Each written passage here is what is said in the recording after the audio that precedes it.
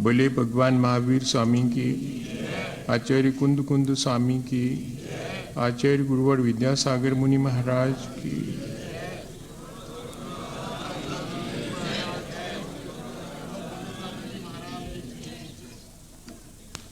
हम सभी लोगों ने पिछले कई दिनों एक साथ मिल बैठकर अपने जीवन को अच्छा बनाने की प्रक्रिया पर बहुत प्रकार से विचार किया है। मुझे आशा ही नहीं विश्वास है कि उस प्रक्रिया से गुजरते हुए हमने अपने जीवन में ज़रूर परिवर्तन महसूस किया होगा और आगे भी हम अपने जीवन में जो बेहतर परिवर्तन हम स्वयं महसूस करते हैं उसको कंटिन्यू कर पाएंगे। हमारे पूरे जीवन को संस्कृति और सभ्यता ये दो चीज़ें प्रभावित करती हैं। हम जो सोचते हैं, जैसा विचार करते हैं, वो हमारी संस्कृति है और उस सोचे हुए विचार किए हुए को अपने जीवन में अमल में लाते हैं, वो हमारी सभ्यता है। यदि संस्कृति और सभ्यता ना हो, संस्कृति ना हो, तो मनुष्य और पशु के सोच में अंतर नहीं रह जाएगा और यदि सभ्यता ना हो तो मनुष्य और पशु का रहन सहन एक जैसा हो जाएगा। मनुष्य है तो वो अपनी संस्कृति और सभ्यता को दोनों को बरकरार रखता है। सभ्यता हमें चार लोगों और समाज के बीच में भला जीवन जीने की प्रेरणा देती है।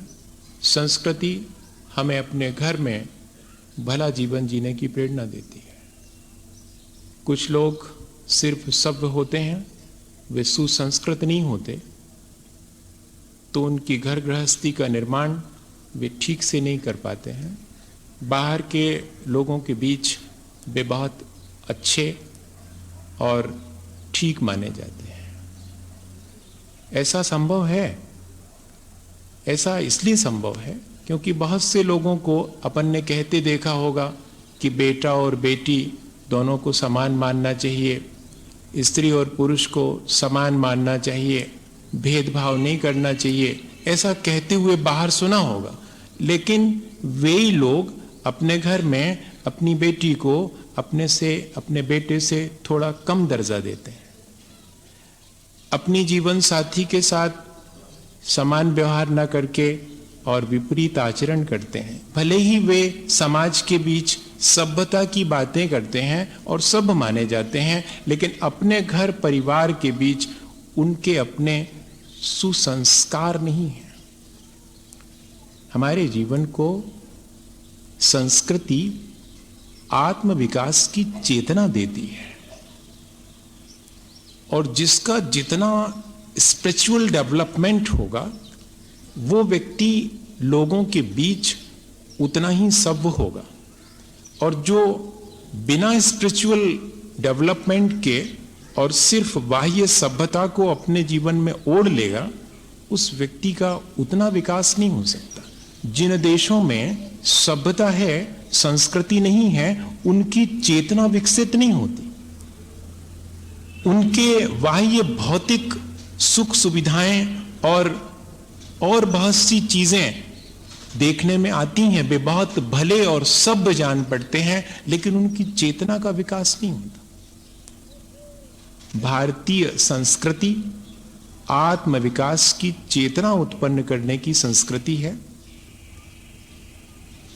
चाहे बालक का निर्माण करना हो, घर गृहस्थी का निर्माण करना हो, चाहे अपने व्यक्तित्व का निर्माण करना हो, निर्माता को संतुलित होना बहुत जरूरी है। संस्कृति हमारे जीवन को संतुलन सिखाती है।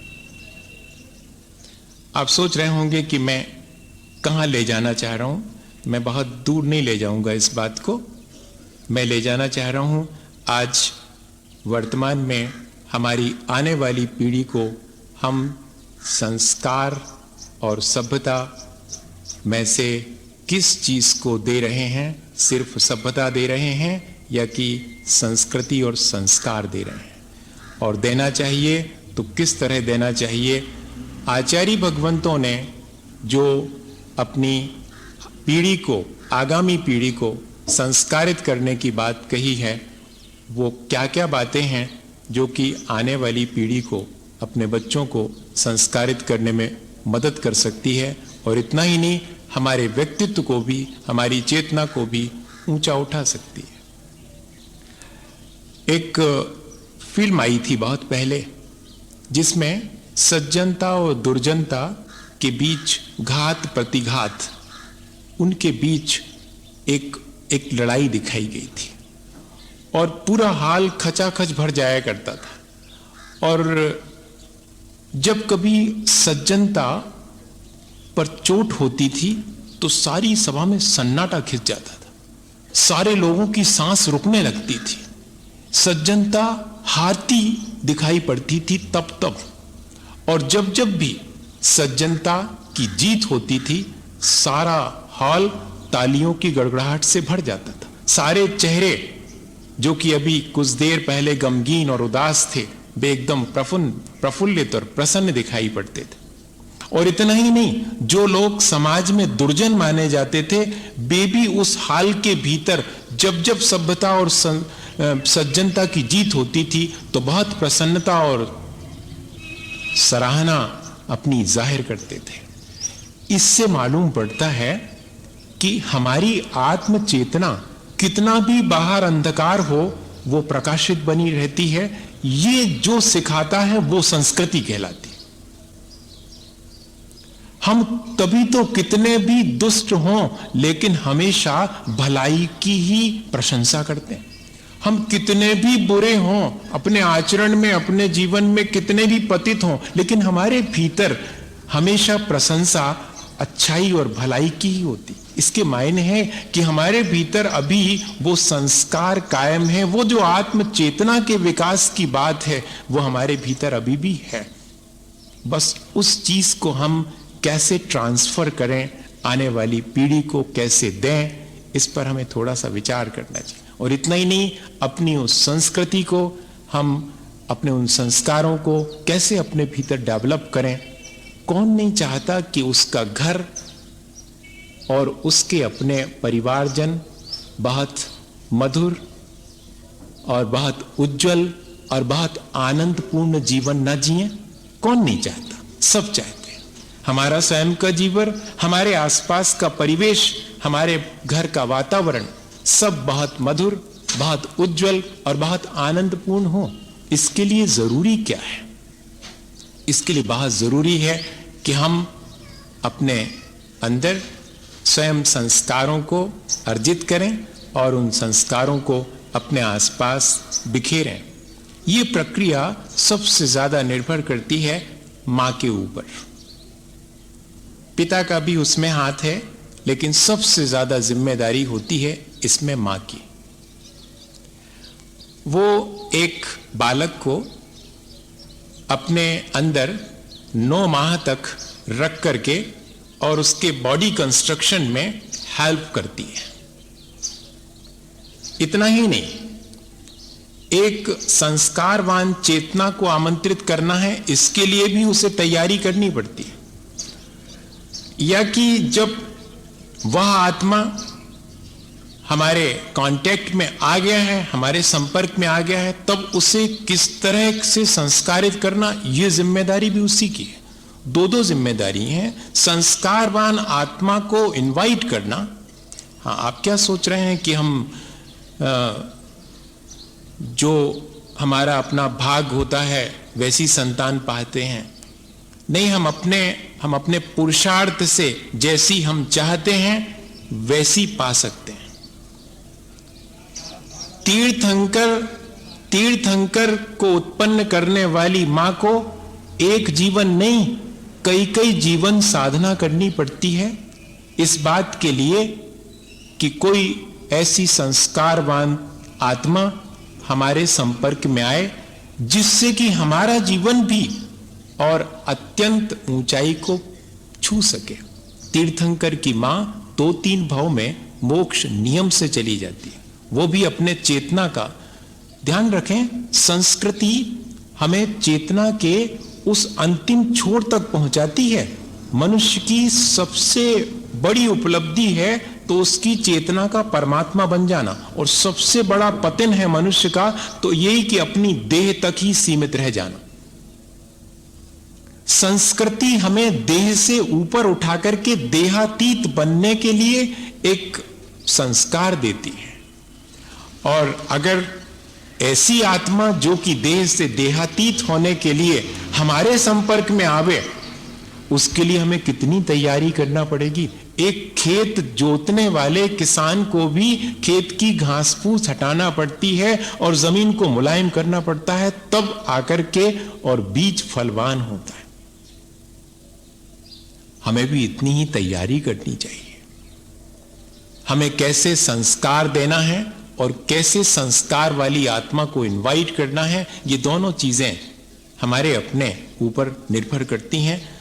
मां का अपना रहन सहन, मां का अपना खान पान, मां का अपना सोच विचार, इतना ही नहीं मां की अपनी हैबिट, और इतना ही नहीं मां की अपनी डिजीज, मां के अपने रोग शोक, वो सब ट्रांसफर होते हैं जिस आत्मा के जो आत्मा संपर्क में आती है, जिस बालक को हम जन्म देते हैं, उसमें सब कुछ ट्रांसफर होता है। कुछ तो वो अपना भी लेके आता है, 50% ये भी रहता है। गड़बड़ाना नहीं। सूत्र जी का सूत्र है, सुख दुख जीवित मरणोपग्रहाश्च। एक जीव दूसरे के सुख दुख में, मरण और जन्म में हेल्पफुल है, निमित्त बनता है। एक द्रव्य दूसरे का कुछ नहीं करता, ये बिल्कुल जुदी बात है। नहीं तो आप ये सोचें कि ऐसे कैसे, वो जो अपने कर्म लेके आएगा वो करेगा, हम क्या कर सकते हैं उसमें। ऐसा नहीं करना। इतना ही सा नहीं है धर्म का, वो एक पहलू है, हमें उसके दूसरे पहलू को भी ध्यान में रखना पड़ेगा। आचार्य महाराज को जिन मां ने जन्म दिया, उन मां के बारे में मालूम है। एक उदाहरण यहीं का ले रहा हूं मैं, इसलिए हमारे आचार्य महाराज का जन्म देने वाली मां ने 2-3 बरस पहले से त्याग, तपस्या और भगवान की पूजा अर्चना, मुनि जनों की सेवा करना, यहां तक कि उन्होंने स्वप्न में भी 4 रिद्धिधारी मुनियों को आहार दिए हैं। इस तरह का स्वप्न देखा। मनी वसे स्वप्ने दिसे, मराठी की कथा है, कहावत है। जो मन में बसता है वो स्वप्न में दिखता है। उनके मन में एक ही चीज बसी थी, मुझे ऐसे बालक को जन्म देना है जो कि अपना और मेरा भी कल्याण कर देवे। जन्म तो देना है मुझे बालक को, ताकि मेरी आगे परंपरा चले, इसीलिए तो मैंने ब्याह किया है। जो भी गृहस्थी शुरू करता है उसके भीतर कॉन्सेप्ट क्या होता है, यही तो कॉन्सेप्ट होता है। लेकिन एक ऐसे बालक को जो कि सपर कल्याण कर सके, अपनी भी चेतना को इतना संस्कारित करे, और उसके साथ साथ मैं भी अपनी चेतना को संस्कारित कर सकूं।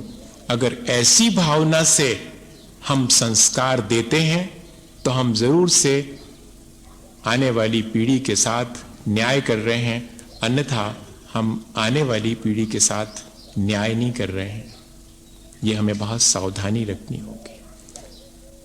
बालक को आज हम सबसे पहली चीज कि संस्कारित करने के लिए बहुत बाद में सचेत होते हैं, जब की बात हमारे हाथ से निकल जाती है। साइकोलॉजी में लिखा है कि वो जो 9 माह और जन्म लेने के बाद 6 माह, इन 15 माह में जैसा भी आप कंस्ट्रक्ट करना चाहें, गीली माटी है, जो शेप देना चाहें दे सकते हैं। उसके बाद 6 महीने से 6 बरस तक थोड़े से चेंजेस कर सकते हैं। 6 महीने के बाद हाथ लगाएंगे जहां, वहां से टूटने की संभावना है या कि फोल्ड आ जाएगा, तो वो जिंदगी भर रहेगा।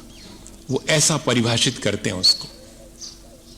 और ये प्रक्रिया इतनी डेलिकेट है, इतनी केयरफुली हैंडल करने वाली प्रक्रिया है कि बात को फिर उसमें कोई गुंजाइश नहीं रह जाती। आज हम देख रहे हैं इस प्रक्रिया के बारे में हम कितने अधिक सोए हुए हैं। हमें थोड़ा सचेत होना चाहिए। हमारे मन में हमारे अपने कल्याण के साथ साथ जो हमारे संपर्क में चेतना आई है उसके भी कल्याण की बात होनी चाहिए। सबसे पहली चीज, हम उसके पालन पोषण को अपना कर्तव्य मान करके करें, अपने ऊपर आई हुई बलाय मान करके ना करें। यह जो एक धारणा हम लोगों की है, हम ज्यादा नहीं पाल सकते, बहुत है हमारे लिए, एक दो बहुत है, हम कहां तक करेंगे ये सब, हमसे नहीं सहा जाता, हमसे नहीं होता ये सब। और फिर 2.5 साल के 3 साल के बच्चे को और आया के जिम में सौंप करके स्कूल भेज करके अपन मुक्ति का अनुभव करते हैं। क्या यही हमारे पालन पोषण और संस्कारित करने की प्रक्रिया है? अगर ऐसी है तो फिर हमें अपनी आगामी पीढ़ी के पतन से चिंतित होने की आवश्यकता नहीं है, क्योंकि उसका उपाय हमने स्वयं कर दिया है। जबकि उसे आपका संपर्क चाहिए था, तब आपने उसे अपने संपर्क से दूर कर दिया है। शुरुआत में संपर्क बहुत जरूरी है।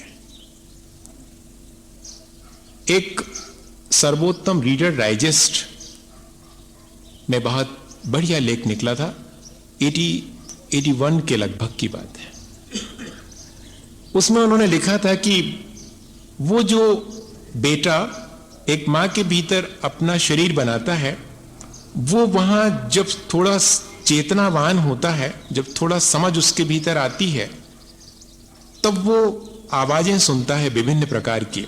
सबसे निकट उसे अपने मां की आवाज सुनाई पड़ती है और वो लालायित होता है कि ये कौन बोल रहा है, ये बार बार कौन बोलता है, मैं उसे देखना चाहता हूं।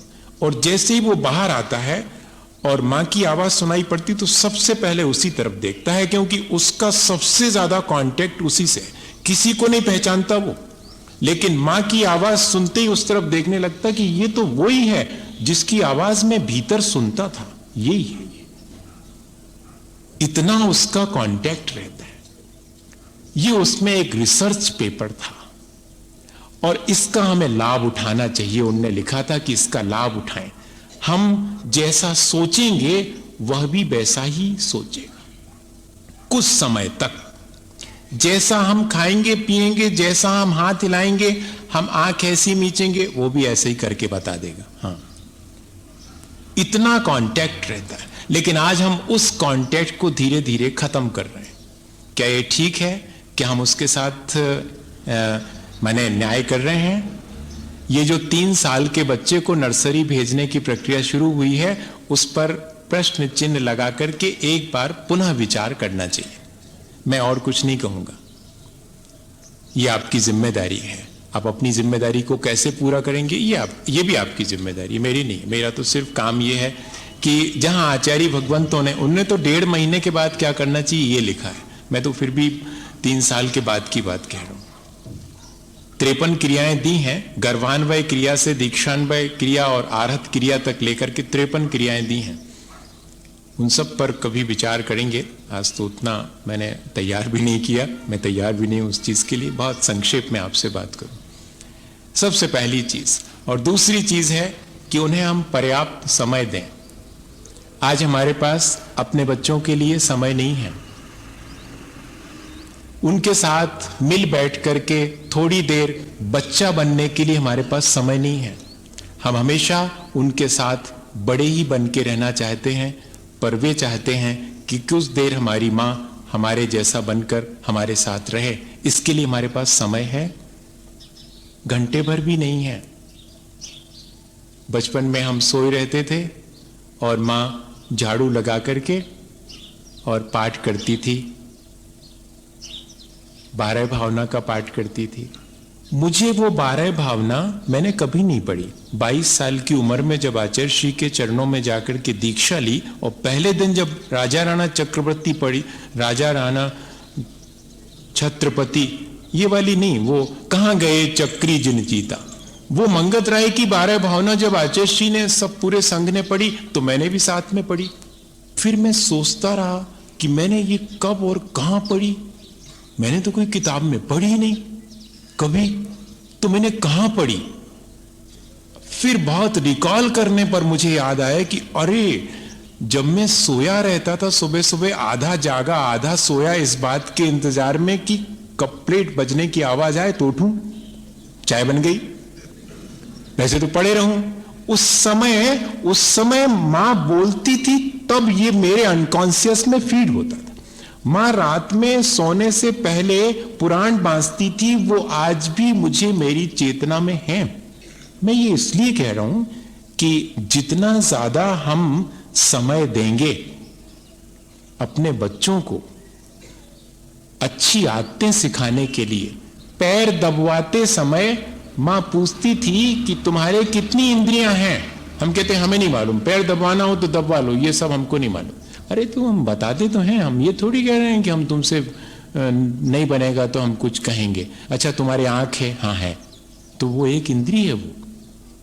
अच्छा अब हो गया पैर, हमारे दब गए आपके पैर, अब जाएं क्या? अरे ठहरो, तो वो कान भी तो एक इंद्रिय है। हाँ कान भी है, ठीक है, सीख लिया, 2 सीख ली, बस बहुत हो गया।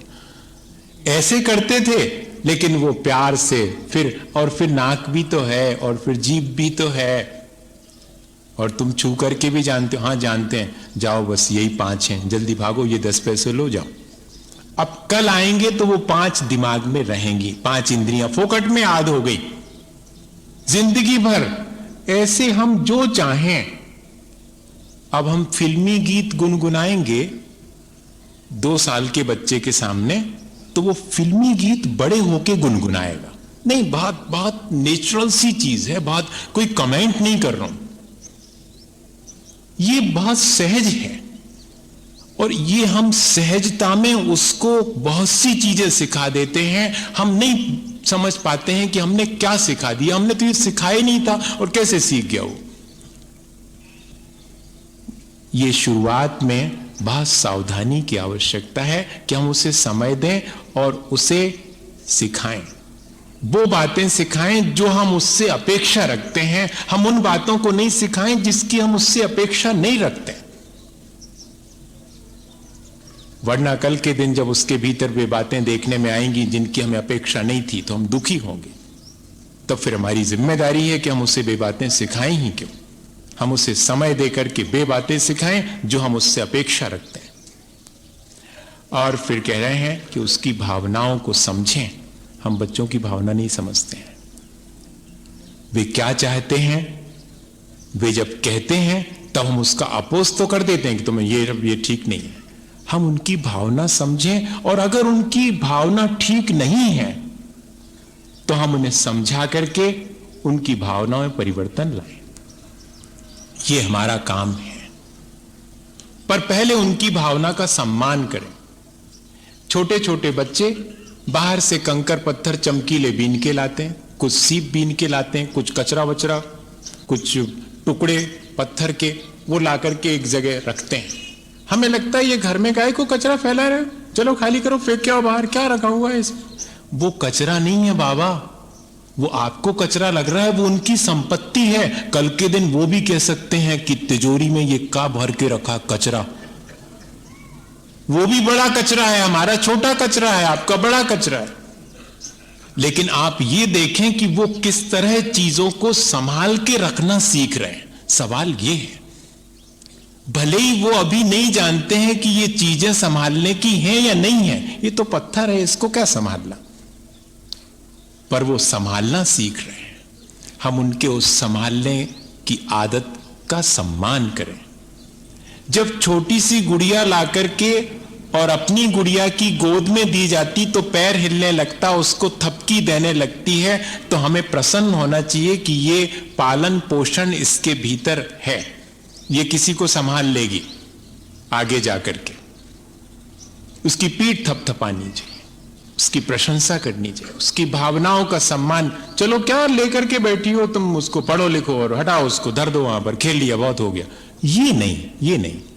अभी उसकी भावनाएं उसको संभालने की हैं, तो आप उसका सम्मान करें। और फिर जब वो संभाल चुके, अच्छा अब उसको सुला तो दो गुड़िया को, सो गई वो, अब तुम थोड़ा पढ़ लो, नहीं तो वो जाग जाएगी तो फिर पढ़ नहीं पाओगी तुम। अब बताइए क्या है ये, आप बच्चे बन गए उसके साथ में, सुला तो दो जल्दी से पढ़ लो।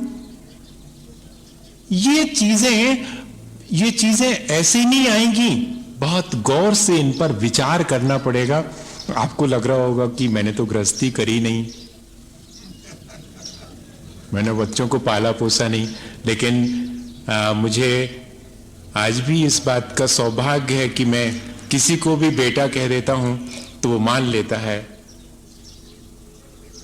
मैंने उसे जन्म नहीं दिया पर फिर भी मेरे पास उसे बेटा कहने का अधिकार प्राप्त हो गया। ये कैसे हो गया होगा? फोकट में हो गया होगा। वो बुरा नहीं मानता, हो बड़ा सारा होने के बावजूद भी बुरा नहीं मानता। ये क्या चीज है? ये उसकी भावनाओं का सम्मान करना है। हम उसकी भावना का सम्मान करते हैं तब फिर वो हमारी हर चीज को सहर्ष स्वीकार करता है। हम आज बच्चों की भावना न समझ करके उनकी भावना का सम्मान नहीं करते, कल के दिन जब वे हमारी भावनाओं का सम्मान नहीं करते तो हम दुखी होते, जबकि हमने उन्हें परस्पर एक दूसरे की भावना का सम्मान करना सिखाया ही नहीं है। फिर हम अनुशासन करें, जरूर करें उन पर, उन्हें खाली छोड़ ना दें। जाओ तुम्हें जैसा करना हो, ऐसा नहीं। जब तक वे परिपक्व नहीं हुए हैं तब तक उनके ऊपर अनुशासन हो। कौन सा वाला अनुशासन? वैधानिक नहीं, आत्मीय अनुशासन, प्रेम का अनुशासन, वो बहुत जरूरी है। एक ऐसा अनुशासन जो कि बहुत प्रेम पूर्ण हो। कौन है यहां पर? बच्चन ने लिखा, इसलिए खड़ा रहा कि तुम मुझे पुकार लो, इसलिए खड़ा रहा कि तुम मुझे दुलार लो, इसलिए खड़ा रहा कि तुम मुझे सुधार लो। कहां मनुष्य है जो कि उम्मीद छोड़कर जिया, इसलिए खड़ा रहा कि तुम मुझे पुकार लो। कहां मनुष्य है जिसे कमी खली न प्यार की, पर उसको बाहर कौन लाए?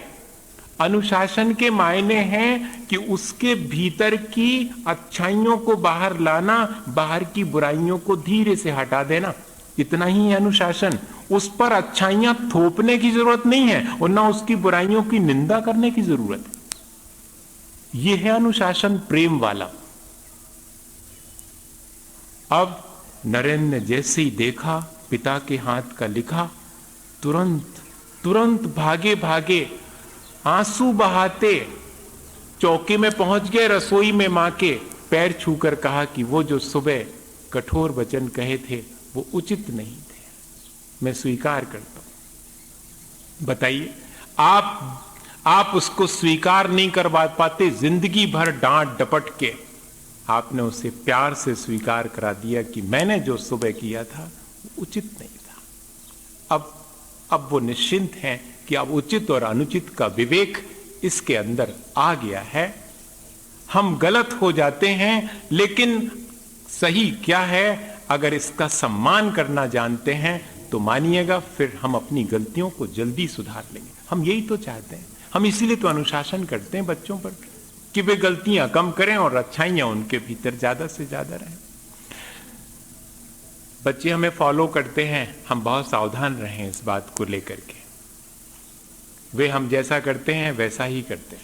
हम आपस में एक दूसरे से कड़े वचन बोलते हैं, बच्चे चुपचाप देखते हैं। माता पिता की ट्यूनिंग नहीं बनती है, बच्चे चुपचाप देखते हैं। माता पिता एक दूसरे से बहुत कम बात करते हैं, बच्चे ये बात देखते रहते हैं। माता पिता को आपस में बिल्कुल भी फुर्सत नहीं है एक दूसरे के सुख दुख में शामिल होने की, बच्चे ये बात चुपचाप देखते रहते हैं। ध्यान रखना, इसलिए बहुत सावधानी की आवश्यकता है कि आप क्या कर रहे हैं। उनके सामने वो सब ना करें जैसा कि उनसे आप नहीं करवाना चाहते, वो सब ना करें। और कभी इस बात को ज्यादा जानना हो तो मन्नू भंडारी का अपना बंटी पढ़ लें, एक बार जरूर से पढ़ लें। मैं कह रहा हूं, जबकि मैं कोई जैन धर्म की किताब भी कह सकता था, पर मैं आपसे कह रहा हूं कि वो एक बहुत अच्छा संस्कार देने वाला एक बहुत बढ़िया कथानक है जो हमारे जीवन में घटित होता है। मैंने खुद अपनी आंख से देखा है। बाजू में एक फैमिली रहा करती थी, उनका प्यारा सा छोटा बच्चा था 4 साल का, स्कूल भेज देती थी वो उसको, और वो खुद रिसर्च स्कॉलर थी और उनके जीवन साथी किसी जगह पर किसी कंपनी में काम करते थे। अच्छी फैमिली थी।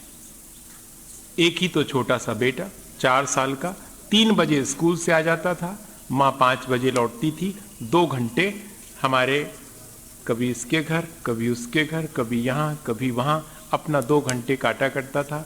कौन पूछने वाला है कि स्कूल में क्या क्या हुआ, किसी ने तुम्हारा कान तो नहीं उमेट दिया, किसी ने तुम्हें तमाचा तो नहीं मार दिया, किस किस ने आज तुमसे कैसा व्यवहार किया, कोई पूछने वाला नहीं। तुमने स्कूल में जो टिफिन लेके गए थे ठीक से खाया कि नहीं खाया, अच्छा अभी भूख तो नहीं लगाई, कोई मतलब नहीं। वो घूम रहा है और माँ आई है 5 बजे। मैंने देखा, खुद सामने देखा, बहुत गौर से देखता रहा मैं पहले इन सब चीजों को।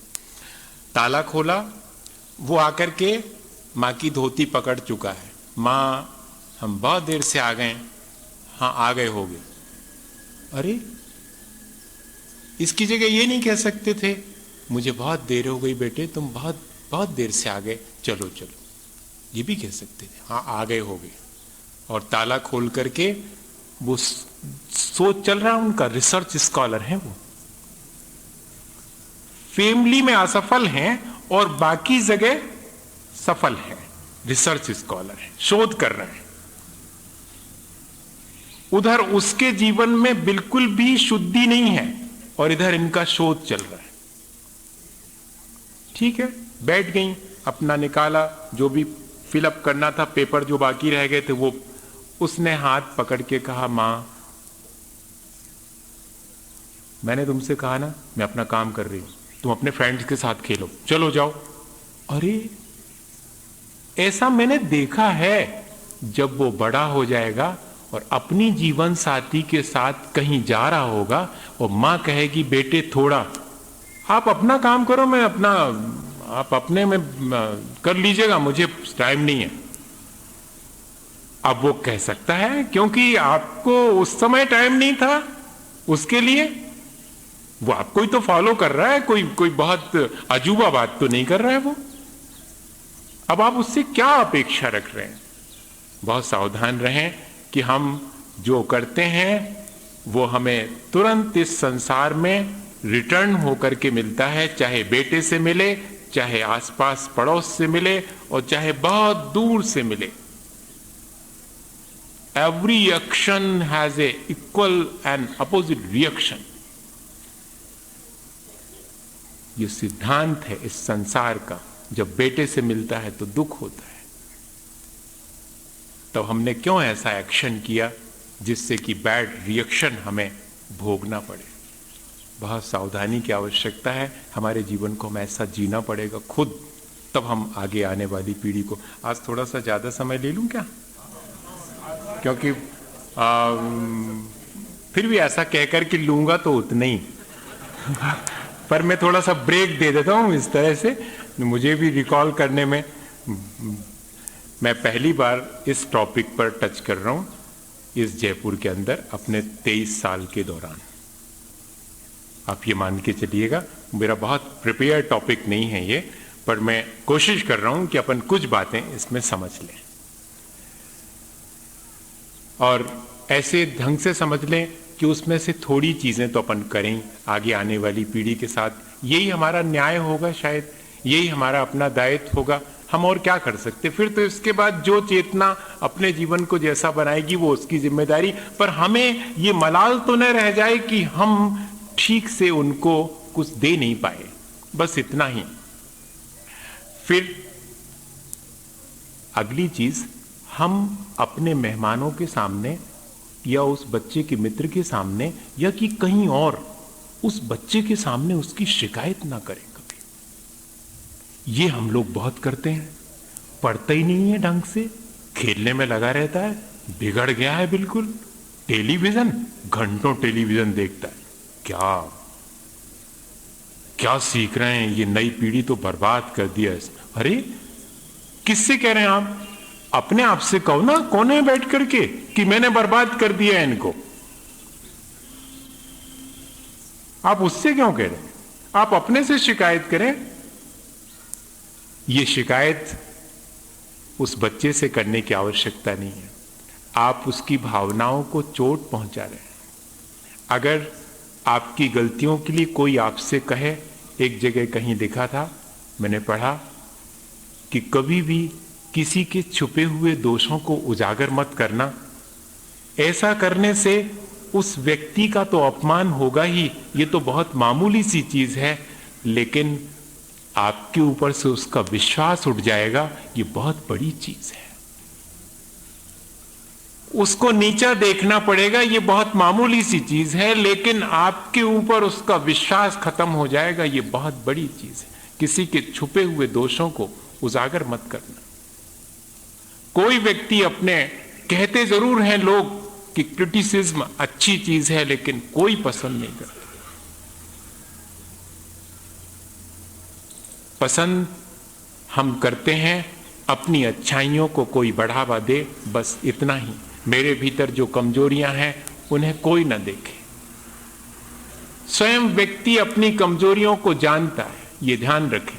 किसी और को जरूरत नहीं है उन कमजोरियों पर उंगली रखने की, लेकिन क्या करें, सब अपनी कमजोरियों पर उंगली नहीं रखते, दूसरे की कमजोरियों पर उंगली रखते हैं।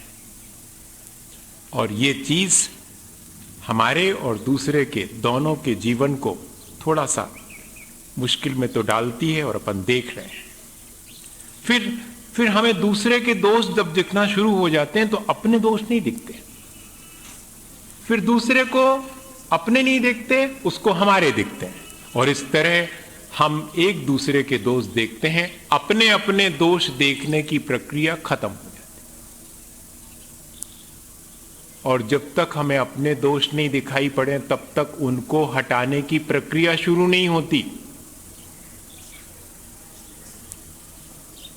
बहुत सावधानी की आवश्यकता है कि हम बच्चों की शिकायत न करें, उन्हें प्रमोट करें।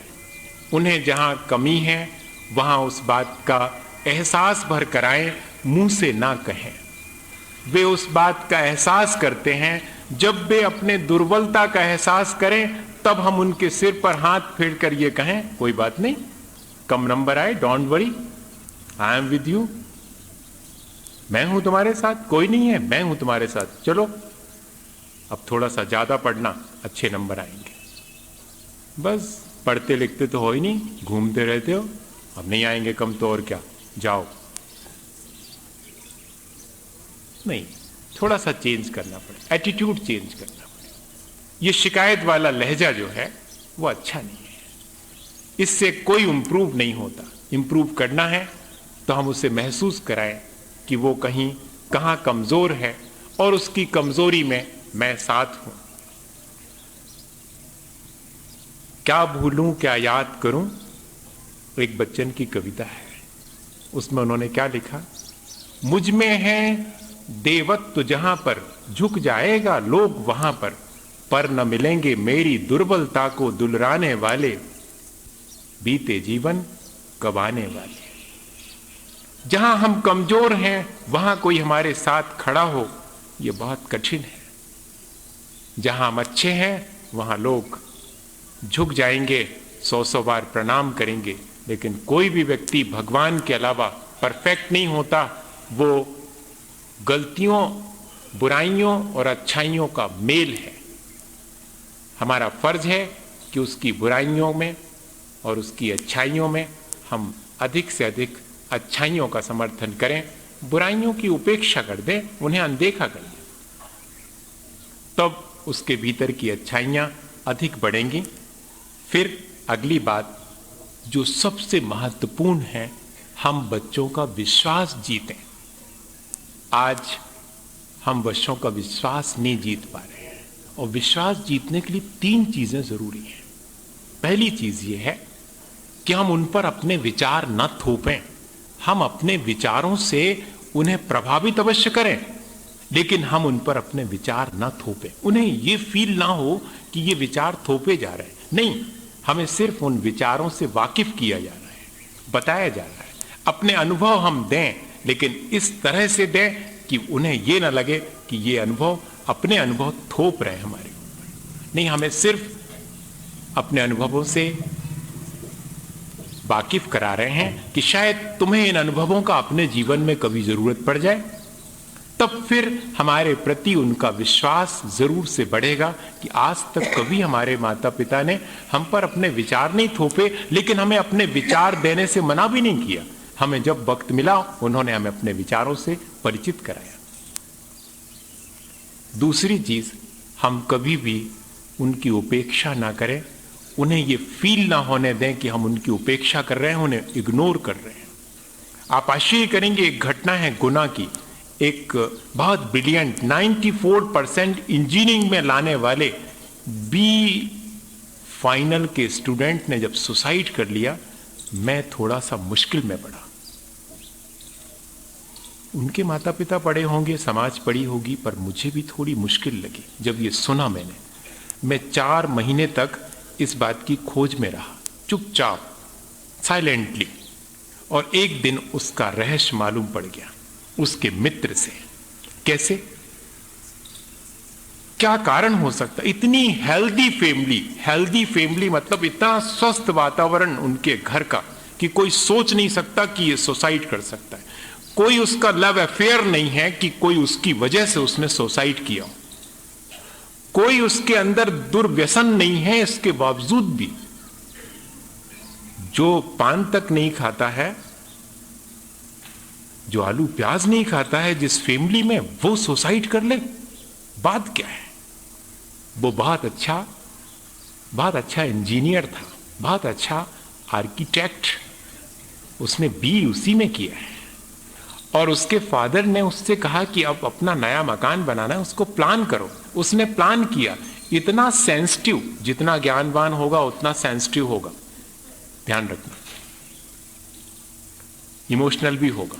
उसने प्लान किया ये भैया का कमरा, जब भैया की मैरिज हो जाएगी, ये माँ का कमरा, ये पिता का कमरा, और एक गेस्ट रूम, और सब चीज प्लान की। और सब कुछ प्लान करने के बाद संकोच में कि मैं अपने हाथ से अपना कमरा कैसे प्लान करूं, जब मैं दिखाऊंगा तो पापा अपने आप कहेंगे और बेटा तेरा कमरा। लेकिन मैप दिखाने के बाद भी ना माँ ने, ना बड़े भैया ने, ना पिता ने, किसी ने ये नहीं कहा कि और तुम्हारा कमरा। बस इतनी सी बात, इस घर में मेरी अपनी कोई एग्जिस्टेंस नहीं है, ये उसको फील हो गया। और उस फीलिंग ने उसको ये निर्णय लेने पे मजबूर कर दिया कि अब जीवन से विड्रॉ कर ले। और उसने जीवन से विड्रॉ कर लिया। बहुत सावधानी की आवश्यकता है। विश्वास जीतने के लिए कभी भी अपने बच्चों की उपेक्षा मत करना। उन्हें यह फील नहीं होने देना कि हम उन्हें इग्नोर कर रहे हैं, हमारे पास उनके लिए वक्त नहीं है, ये फील नहीं होने देना।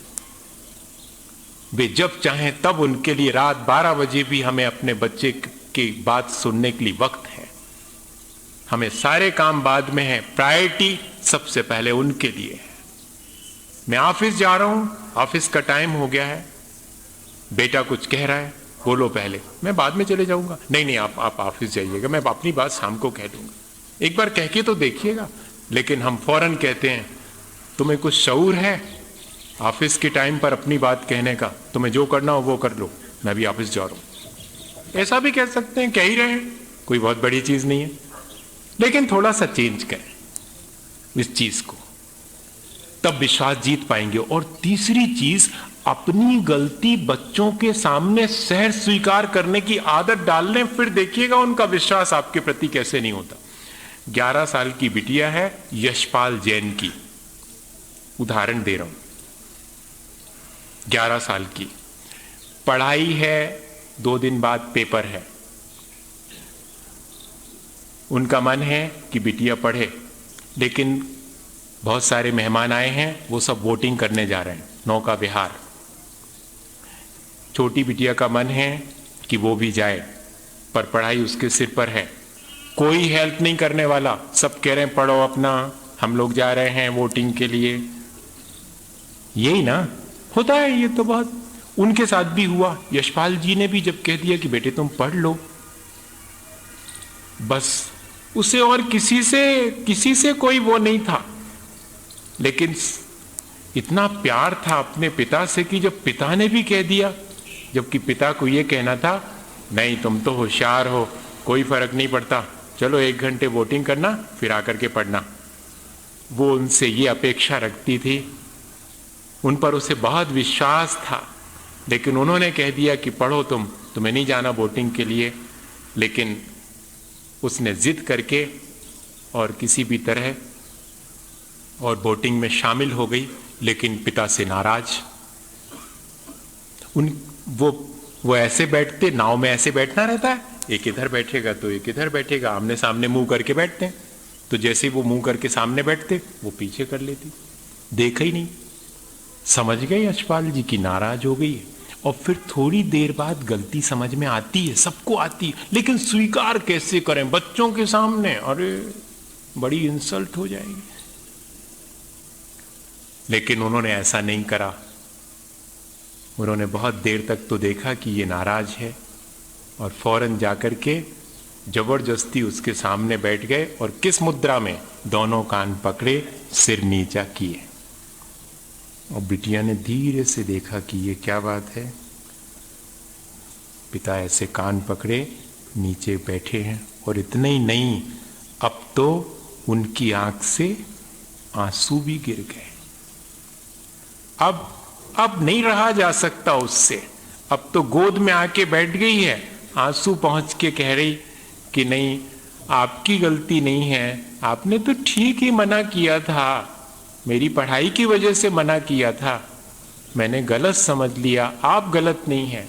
और वो कह रहे हैं, अपने एक्सप्रेशन से ये शो कर रहे हैं कि वे अपनी गलती फील कर रहे हैं कि मैंने तेरे को मना क्यों किया। कुछ कहा नहीं है गलती के लिए, लेकिन अपने आचरण से ये बता दिया कि बेटे मैंने गलत किया तुम्हारे साथ। अब बताइएगा ऐसे व्यक्ति की संतान अपने माता पिता के प्रति कितनी विश्वस्त होगी। फिर वो उनकी हर बात को बहुत बहुत महत्व देगी, बहुत सम्मान देगी। और आखिरी बात, वैसे तो बहुत सारी बातें हैं, इतनी सारी बातें तैयार करके आया था, लेकिन बस एक चीज और कहूंगा, उन्हें स्वावलंबी बनाएं, लेकिन उनके साथ खड़े होकर के उन्हें स्वावलंबी बनाएं। आज लोग स्वावलंबी बनाने के चक्कर में उन्हें अकेला छोड़ देते हैं, उनके साथ खड़े होकर उन्हें स्वावलंबी बनाएं। जैसे एक उदाहरण देता हूं, और आखिरी बात, उन्हें भरपूर प्यार मिलना चाहिए जब तक कि उन्हें और किसी से प्यार मिलना शुरू नहीं हुआ है, तब तक। जिंदगी भर आदमी को एक ही चीज चाहिए, आपका प्रेम है, इसलिए कितनी ही देर हो जाए ये काम करता रहता हूं, सिर्फ इस वजह से कि आप इतनी लगन से आएंगे इसके लिए। अगर प्रेम नहीं होता, वात्सल्य नहीं होता, तो मुझे कोई आवश्यकता नहीं थी, मैं अपना काम करता, आप आते और ठीक है, क्या फर्क पड़ने वाला, आए होंगे, मुझे क्या करना। जिंदगी भर चलता है ये, और भरपूर होना चाहिए, निस्वार्थ होना चाहिए। ये इस पे भी बात कर लेते हैं अपन। और एक वो उदाहरण कि स्वावलंबी बनाएं, लेकिन सहारा देकर के स्वावलंबी बनाएं, साथ रह करके स्वावलंबी बनाएं। अकेला छोड़ करके स्वावलंबी बनाने वाली प्रक्रिया उनको नीचे गिराएगी, और ये हो रहा है। कांच का सामान उठा लिया है, अभी अभी चलना शुरू किया है उस छोटे बच्चे ने, और कांच का सामान उठा लिया है। माँ उधर बैठी रोटी बना रही है, और उधर उठाया उसने सामान। मैंने कितनी बार कहा कि वो सामान रखने का जो शेफ है वो ऊपर लगवा दो, कोई नहीं सुनता। अब उसने उठा लिया है, पटक देगा और इतनी कीमती चीजें टूट जाएगी। और वो सुन रहा है और घबरा गया कि वो और गिर गई, टूट गई। ठीक है, दूसरा तरीका यह है कि वो माँ बैठी है और उसने कांच का सामान उठा लिया है और माँ ने देख लिया है, अरे वाह, अब तो मेरा बेटा सब चीजें संभालने लगा है, लाओ तो वो तो ले आएगा, यहां तक ले आएगा, मेरे पास तक मुझे देने के लिए ला रहा है ना, लाओ लाओ लाओ लाओ, ये आ गया, ये आ गया, ये आ गया, और हाथ में से ले ली और फिर धीरे से कान पकड़ा। संभाल के उठाना चाहिए, गिर सकती थी, पहले नहीं करा कि गिर गई। उसको पूरी मदद के साथ, पूरे सहारे के साथ उसको आपने, अब अगले बार वो आराम से कांच का सामान उठाएगा, उससे नहीं गिरेगा, उसको कॉन्फिडेंस आ गया है। आपने उसे सहारा देकर के उसे स्वावलंबी बना दिया। और भरपूर प्यार की बात जो मैंने कही, एक उदाहरण पढ़ा था, इसलिए वो आपको सुनाए देता हूँ। उसमें कुछ और इसके बारे में कुछ कहने की आवश्यकता नहीं है। मुझे वो उदाहरण जब जब याद आ जाता है तो लगता है कि सचमुच हम लोग माने कितना, भले उस चीज को महत्व नहीं दें, पर वो चीज कितनी महत्वपूर्ण है। एक माँ के एक बेटा है और वो 3 साल का हो गया है और दूसरा वाला बेटा 1 साल का है। दूसरे वाले बेटे की तरफ माँ का ज्यादा ध्यान जाने लगा है बड़े वाले बेटे की अपेक्षा। ये बात बड़े वाले बेटे को थोड़ी चुभती है। दिन भर छोटे बेटे को गोद में लिए बैठी रहती है माँ। बड़ा वाला बेटा जब तब आता है गोद में बैठने के लिए तो माँ कह देती है, अब देखो तुम तंग मत करो, अब तुम बड़े हो गए हो, अब वो इतना बड़ा थोड़ी हो गया है, लेकिन अब तुम बड़े हो गए, वहां बैठ जाओ, देखो छोटा भैया है ना गोद में अभी, अच्छा ठीक। वो बैठ जाता है, एडजस्ट कर लेता है कि मैं इतना बड़ा हो गया क्या सचमुच। और जब मैं और कोई काम करने लगता हूं तब तो कहती है कि तेरे से नहीं होगा, तू अभी बहुत छोटा है। और गोद में बैठने की बात करता हूं तब वो कहती है कि तू बहुत बड़ा हो गया। ये सोचता है वो कि ये क्या चीज कुछ समझ में नहीं आया इनका, छोटे बड़े का क्या हिसाब किताब है। अब एक दिन क्या होता है कि वो छोटा भैया सोया रहता, कहानी बहुत छोटी सी, इतना ही सी है बस। वो सोया रहता है, माँ की गोद में नहीं सोया, वो नीचे सोया है, माँ की गोद खाली है और माँ भी थोड़ी फुर्सत है। वैसे माँ को ऐसी फुर्सत बहुत कम मिलती है, उसने कभी नहीं देखा ऐसी फुर्सत में। वो भागा भागा आता बाहर से देख करके कि माँ फुर्सत में बैठी, और जाकर के धम से गोद में बैठ जाता। माँ भी पता नहीं कितने बढ़िया मूड में थी, और कोई टाइम होता तो धक्का दे देती, लेकिन उस दिन तो उसने बहुत प्यार किया तो इसको बहुत बहुत चकित हुआ। और चकित होने के साथ साथ बहुत गदगद भी हो गया कि मैं इतने दिन से माँ के प्रति कितनी शिकायत से भरा था, सारी शिकायत पूछ गई उसकी, सारा मन बिल्कुल खुश हो गया एकदम। इतने वर्षों से जो इग्नोर किया जा रहा था बिल्कुल सब साफ हो गया। अब वो धीरे से और माँ के गाल पर थपकी देकर कहता है, अब आप हमसे थोड़ा कम प्यार करने लगी हैं, है ना। अब हिम्मत आ गई उसको, ऐसा बोल दिया उसने, नहीं रे मैं तो तेरे से बहुत प्यार करती हूँ। नहीं, आप छोटे भैया से ज्यादा करती हैं। अब उसका उलाहना शुरू हो गया। अब बचपना है उसका, ठीक है। माँ ने सब स्वीकार किया और फिर एक छोटी सी बात कही माँ ने कि देखो बेटे, तुम इस बात को समझो, मैं उसे क्यों ज्यादा प्यार करती हूँ, क्योंकि वो अब थोड़े दिन का मेहमान है। मतलब कहीं चला जाएगा क्या छोटा भैया। अब उसको अपने छोटे भैया के प्रति प्रेम उमड़ा। अभी तो सोचता था चला जाए ये कहीं, इसकी वजह से ही तो गोद में नहीं बैठने मिलता, और अब जैसे ही सुना कि ये चला जाएगा, फिर आएगा ना वापिस, नहीं फिर कभी नहीं आएगा बेटे। तो कहां चला जाएगा, भगवान के घर चला जाएगा। तो इसको क्या हो गया, कोई डिजीज थी, कोई रोग था जिससे कि बचना मुश्किल था, इसलिए मैं इसको ज्यादा प्यार करती। अब वो चिंतित बैठा है और थोड़ी देर में फिर माँ से कहता है कि माँ, अगर मुझे भी ऐसा ही रोग हो जाएगा और मैं भी जब भगवान के यहाँ जाने लगूंगा तब तो तुम मुझे बहुत प्यार करोगी ना मां, मुझे भी ऐसा ही हो जाए। अब बताइए, अब आप समझ सकते हैं उसकी भावनाओं को, वो क्या चाहता है। अगर इस तरह उससे प्रेम मिलता है तो वो कहता है कि इस तरह भी मुझे मंजूर है। आप इस चीज को समझिए। बस इतना ही मैं आपसे कहूं कि ये बहुत छोटी छोटी चीजें हैं, इनके कोई बहुत मायने नहीं है, लेकिन ये चीजें बहुत महत्वपूर्ण हैं हमारे अपने जीवन के साथ साथ हमारे परिवेश को, हमारे परिवार को ऊंचा उठाने में। और यदि हमने अपने जीवन को बहुत ऊंचा उठा लिया, तब फिर हम जरूर से इतना ऊंचा उठा सकेंगे जितना कि हम चाहते हैं कि हम भगवान बन सकें। एक अच्छे इंसान बने बिना आज तक कोई भगवान नहीं बन सका, इसलिए पहले जरूरी है कि हम एक बहुत अच्छे इंसान बने और फिर भगवान बनने की भी तैयारी करें, इसी भावना के साथ कि हम अपने जीवन को बहुत संस्कारित करेंगे। और आज पता नहीं, मेरे ख्याल से जयपुर के अंदर अपन शायद एक साथ बैठ करके आखिरी बार नमोकार करेंगे। पूरी भावना के साथ नमोकार करें कि हमारे जीवन में और बहुत ऊंचाई आए और हम अपने जीवन को बहुत अच्छा बनाएं।